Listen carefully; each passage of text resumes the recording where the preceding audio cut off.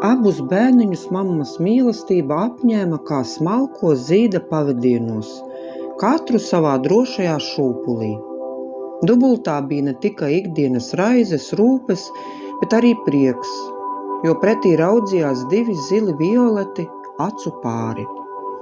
Pa pagalma zāli dipināja mazais brālītis un māsiņa. Viņi negāja viens bez otra nekur, jo viņu starpā bija neredzama saite. Dvīņiem tā ir. Pavasaros brālītis un māsiņa ķēra strauta burbuļus, kuri bija atmodušies no ziemas miega. Apsveicinājās ar vardēm, kuras staipot nogurušās kājas sildījās uz akmens spožajā saulītē. Visjautrāk abiem, kad tauriņi vizināja uz saviem raibajiem spārniem. Ar skudrām varēja rīkot skriešanās sacīkstes. Savukārt vasarā gaveles un sajūsmu dvīņiem izraisīja Jāntārpiņu nakts izrādes. Bišu stropā abiem bērniem bites bija uzklājušas varenu galdu, vaska bļodiņas ar liepziedu, āboliņa, meža ziedus, medu. Sienā žierādīja vijoļu spēli, tad visiem kopā radās pasakains koncerts, kuru klausījās rūķi, laumiņas un fejas. Rudens sēņu paslēpes bērniem radīja tādus smieklus, ka vāveres un eži pārtrauca savu ziemas krājumu vākšanu un apstājās, lai nepalaistu ko svarīgu meža ikdienas dzīvē. Māsa brālim nopina viršu vainadziņu, kura krāsa atblāzmoja skaisto un neparasto acu krāsu. Brālis, kā atbildes žestu, māsai savēra riekstu un melliņu krelles. Lielajā dadžu lapā, ko abi knapi varēja panest, bērni mammai atnesa brūklenes, kuras uz tumīgi zaļās lapas izskatījās kā sarkanas zvaigznes. Pirms mežu, pļavas un upes pārņem ziemas dūmakainais miegs, dvīņi izbraukājās uz gliemežu mājiņām. Brauciens nebija ātrs, tomēr pazīstamās vietas tad varēja aplūkot kā ekskursanti visglaunākajos kruīzu ceļojumos. Vai esat kādreiz veidojuši no sarmas mežģiņu šalles? Nē? Cik tās ir skaistas! Tādas brālītim un māsiņai iemācīja veidot Vārna, kurai Oša pazarē bija ierīkota darbnīca. Tur labprāt uzturējās zvirbuļu pāris, kuriem vienmēr bija augsti, tāpēc tie bija sabozušies. Zīlīšu ģimene, kuru iedzelteni zaļās pakaklītes atgādināja par pirmo pavasara zāli. Sīlis, kuras spārnu niansētais krāsojums atgādināja jūru un lauku ainavu. Sīlis gan reizēm tā komandējoši uzvedās, jo patika viņam pamācīt, kā un ko labāk darīt. Reizēm atlidoja mežirbe, jo tā bija ļoti tramīga un visus uzlūkoja ar aizdomām.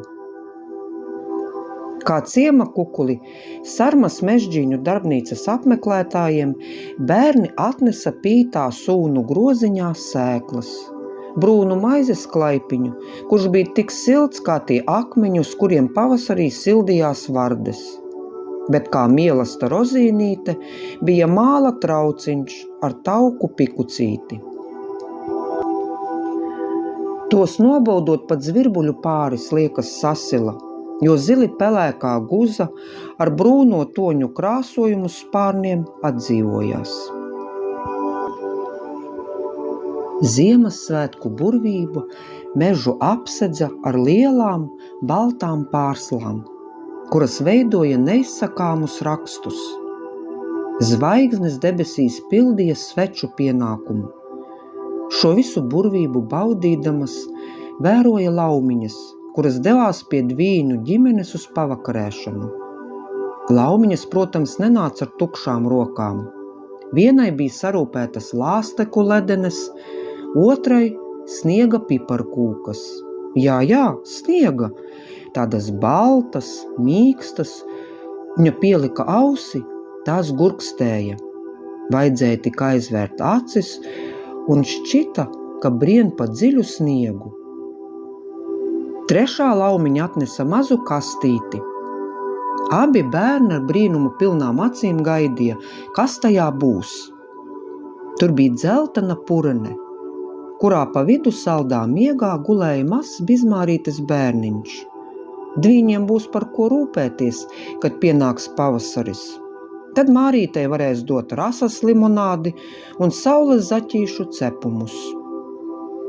Ceturtā laumiņa nebija ieradusies.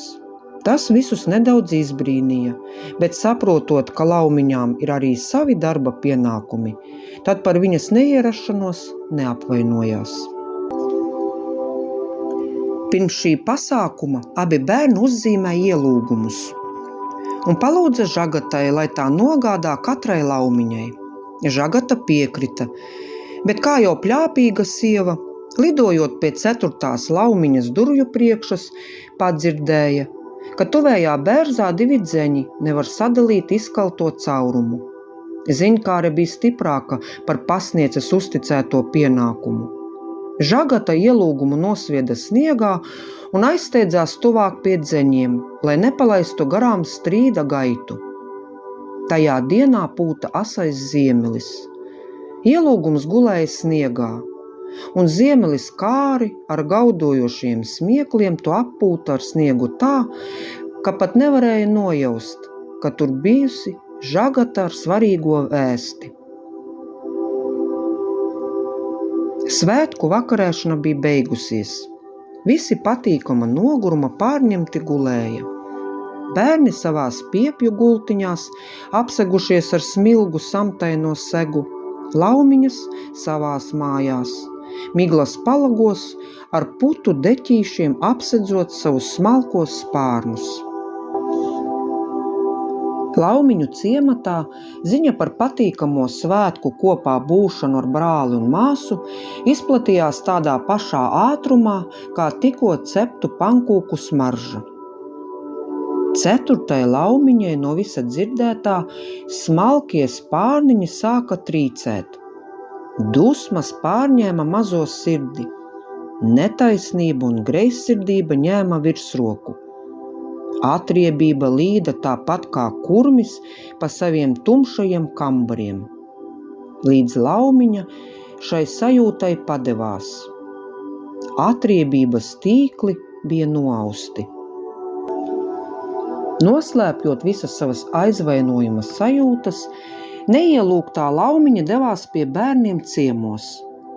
Uzlikusi pieklājības un smaida masku, laumiņa parotaļājās ar bērniem. Piedāvāja, ka labāka un plašāka vieta būtu ārā. Tur tagad ir tik jauks sniegs. Bērni neko sliktu nenojausdami piekrita. Uzvilkuši zirnekļa darinātos mētelīšus un maivaboles adītās cepures un cimdus, dvīņi izgāja laukā.